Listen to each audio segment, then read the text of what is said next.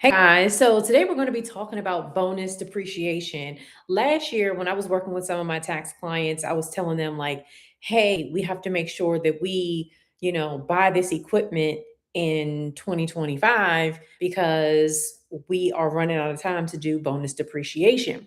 Well, the one big beautiful bill changed all of that and now it's permanent. That's what we're going to be talking about today. My name is Jennifer Drew. I am the founder and CEO of Hair CEO. We are a business advisory, bookkeeping, and tax firm specializing in helping self employed hair professionals and hair business owners run legitimate, profitable, and bankable businesses. So, I am doing this series called 2026 Tax Talk, and today is day 56, I believe, of 90, doing a total of 90 days live. And I feel like I am crazy because it's tax season. It's a little crazy right now, but showing up for you guys. So, today let's talk about this bonus depreciation. Um, Bonus depreciation. So, a little bit of back history. So, there was the Tax Jobs Act. I'm gonna get it wrong. TJLA, whatever. That said bonus depreciation was at once 100%, and every year after that, it was going down by 20%. And so in 2025, bonus depreciation had gotten down to 40%.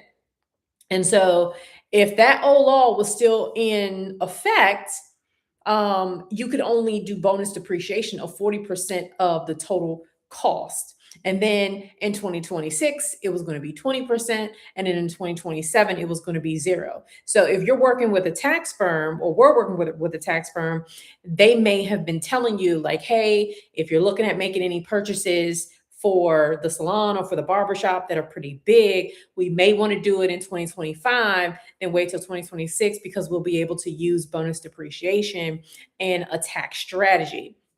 Well, that is no longer the case. You don't have to worry about waiting for purchases or trying to figure out, like, oh wow, this bonus depreciation is going to go to zero by 2027 because the one big beautiful bill made it permanent.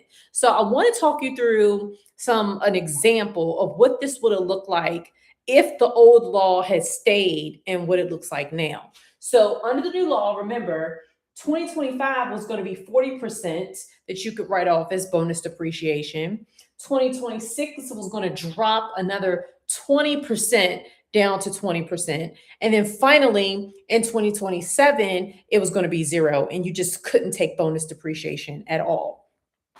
So, in my example here, let's look at a barbershop that was looking to spend $5,000 on some equipment. Let's say that they were putting together stations and they were, remodeling the barbershop.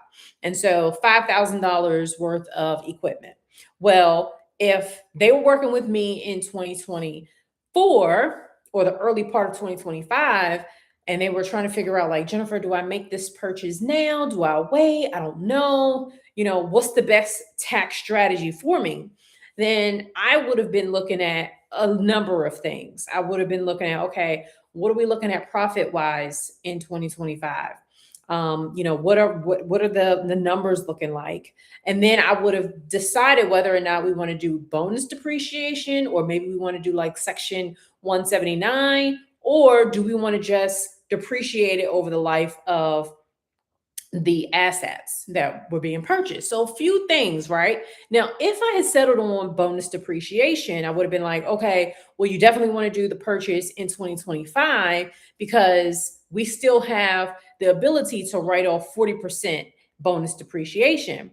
And if you wait until 2026, it's only going to be 20%. And so what those numbers look like is it would have been $2,000 in 2025 and then $1,000 in 2026 as the bonus depreciation amount. Now, the one big beautiful bill that was signed into law July 4th, 2025, if you've been following me for the past 56 days, you've heard this date before. That was signed into law and it made the bonus depreciation 100% permanently. This was huge, right? Like, the business world, round of applause. This was great for businesses.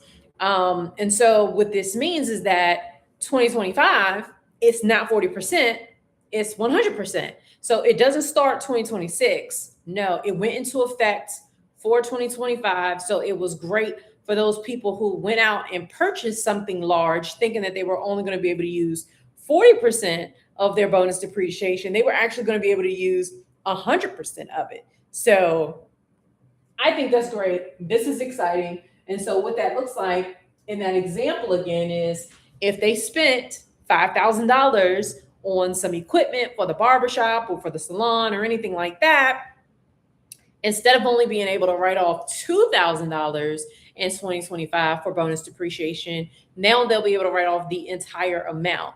And then the same thing that for 2026. So at that point, it's about what makes the most sense for the barbershop. Like, I love it when the tax law allows you to make decisions for your business based on what are the financials looking like right now, or what is in the best interest of the barbershop or the hair salon right now. It's not like you're trying to make moves because you have to be aware of certain tax strategies that you only can take advantage of if you purchase it by this date, right? Like yesterday, we were talking about the cars with the Tesla and the credit, right? We were talking about how that tax credit went away after September 30th. So you had to have purchased a Tesla before, right? So in that situation, the tax code had to determine, the purchase date. So now, as business owners, we get back that control again, and we don't have to worry about, oh man, I got to make this purchase before December 31st because otherwise, I won't be able to take that bonus depreciation. No, we don't have that problem anymore. So I think this is all around a really good thing for businesses. So definitely something to be celebrated. Now, depreciation can be a little tricky. It's definitely not something that I recommend you do on your own. You want to make sure that you're working with a reputable accounting firm, so that you don't make any mistakes. And, talk to your tax professional or talk to your accountant, whoever you're working with during the year, when it comes to business decisions like, buying assets for the business or equipment for your barbershop or your hair salon. You want to make sure that you and your accountant or your tax professional are on the same page with how this impacts your taxes. So if you are not working with someone and you're looking for a firm, I certainly want to encourage you to click the link in my description. Reach out. We would love to help you here at Hair CEO. Now, you do have to be in the hair industry or be, doing someone's hair. You cannot be a trucker. You cannot be a photographer. I don't care what other business you're in. It's got to be in the hair industry. So that's the only way we'll work with you. We do that on purpose because, of course, when it comes to taxes, everything is based off of what is ordinary and what is necessary for that particular industry. And so that's the way that we stay top of on top of all the tax laws and all of the business things that change.